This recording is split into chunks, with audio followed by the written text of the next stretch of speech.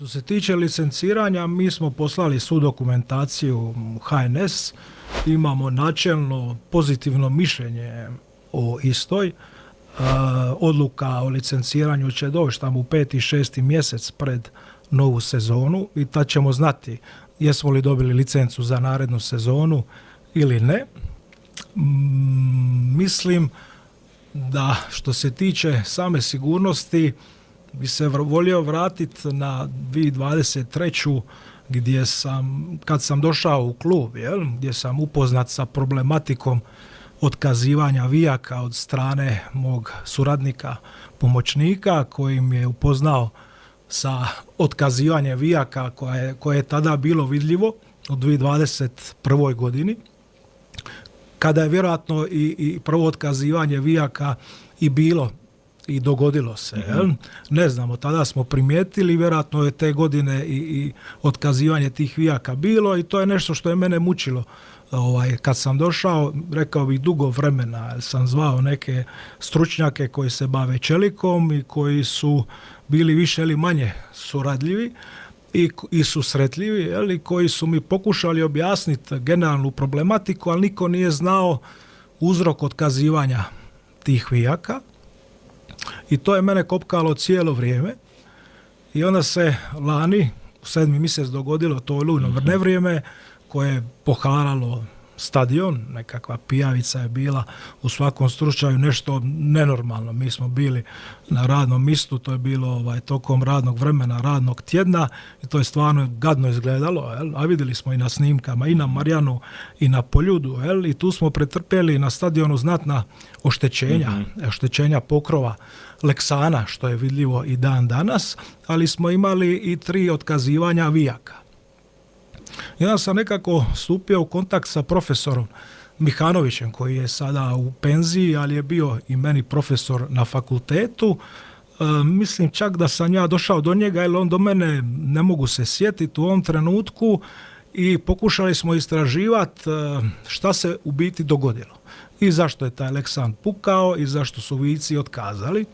Zašto je Leksan pukao? On je dokazao proračunom, jer je jednostavno dokazao da pri opterećenju vjetrom koje je tada bilo, brzine znatno velike, ne mogu sad reći koliko kilometara na sat, možda 160 kilometara na sat, udari vjetra su bili ekstremni u kombinaciji sa tučom, velikim kuglama grada, i oni su pod tim opterećenjem je Leksan pukao. Znači to je baš bio udar na pokrov i Leksan nije izdržao, nego vidjeli ste i sami, jugozapad liči na kabriolet, nema tog pokrova. I išli smo dokazivati zašto ti vici su otkazali i tada, da li je to bilo zbog nekakvog velikog opterećenja koje nije bilo uzeto u obzir pri projektiranju te čelične konstrukcije, i zašto otkazuju generalno i ovi vici od prije. Pa prve varijante su bile temperaturne promjene na mjestima gdje je Leksan, gdje ga nije bilo, gdje je nedostajao, pa je direktno tuklo sunce u konstrukciju.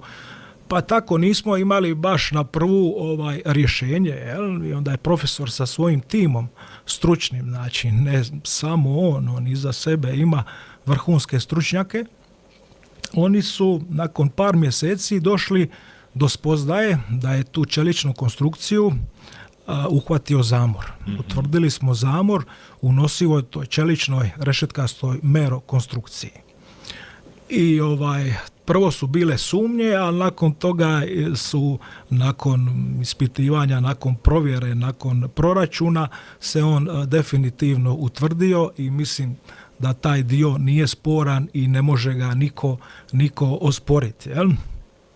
I onda je bilo, ok, imamo zamor, što ćemo sad? Možemo li staviti nekakav bolji, kvalitetniji materijal, ugraditi u te vijke da budu kvalitetniji? I onda smo zaključili da nema kvalitetnijeg materijala, nema kvalitetnijeg čelika ni dan danas. Znači kakav je bio 79. ugrađen, takav se može ugraditi i sada. I onda je bila sljedeća ideja, ok, možemo li povećati taj presjek, da imamo deblje vijke koji neće tek tako otkazivati. I I onda smo došli do spoznaje da bi to znatno opteretilo konstrukciju, povećalo težinu i da ona više ne bi bila nosiva, ne bi mogla držati sebe i niti pokrov poviše sebe. A zašto je došlo do tog zamora? Došlo je uslijed cikličkog ponavljanja opterećenja vjetrom. Znači, gore na krovnoj konstrukciji, to je nekakvih 30 metara visine, konstantno imamo vjetar. Konstantno. Dole možda imamo na dnu, na terenu bonacu, da se tako izrazim, a gore na visini konstantno djeluje vjetrić. Većeg ili manjeg intenziteta i on konstantno utječe na tu čeličnu konstrukciju. Znači, nisu to, naravno, budu tu i jači udari, ekstremni udari vjetra, ali veći je problem kod zamora to konstantno djelovanje vjetra i titranje te konstrukcije.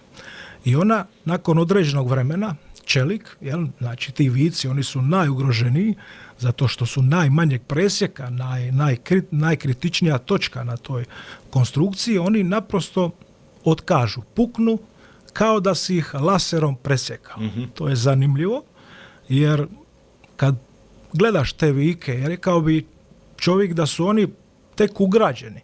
Nema korozije na njima, nisu se deformirali, rastegli, iščupali, da tako kaže, nego jednostavno kao da si laserom presjekao taj vijak i to je isto dosta onako značajno i dosta se može povezivati sa zamorom, jer to je baš karakteristično za puknuće materijala od zamora, puknuće čelika, da će neko reći, ok, zamor, zašto nemamo zamor na Eiffelovom tornju?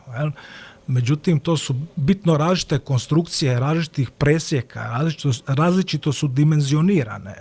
Znači, to je, Eiffelov toranj je masivna konstrukcija gdje zamor ne može doći do izražaja, a naš poljud, naša konstrukcija krovišta, čelična konstrukcija, elegantna, tanka konstrukcija, koja itekako sad se to ispostavilo da može biti utjeca zamora na nju.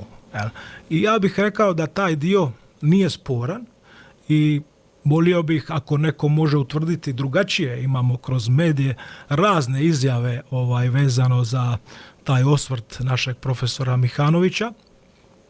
Međutim, niko nije došao sa nekakvim argumentima koji bi pobio ta njegova izlaganja. I napomenuo bih da je profesor, dok smo suradnju imali u početku, mi i on radio to volonterski. Nakon toga ga je angažirao grad Split da da stručno mišljenje, da da rezultate tih svojih ispitivanja i nekakav zaključak na osnovu istih. Što je on i dao i izlagao javnosti nekoliko puta.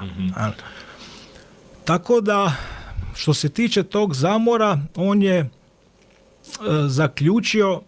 profesor je zaključio da je rekonstrukcija nemoguća, jer se ne može povećati presjek tog vika i krovišta generalno i samim time bi se jedina opcija je trajna sanacija, znači konstantna izmjena tih vijaka koja bi se mogla dosta precizno izračunati i predvidjeti u nekakvom periodu narednih x godina koliko bi se koristio taj stadion, bi se mogla predvidjeti koji vici bi bili pred otkazivanjem i ti vici bi se mogli mijenjati i mi bi generalno imali sigurnu konstrukciju.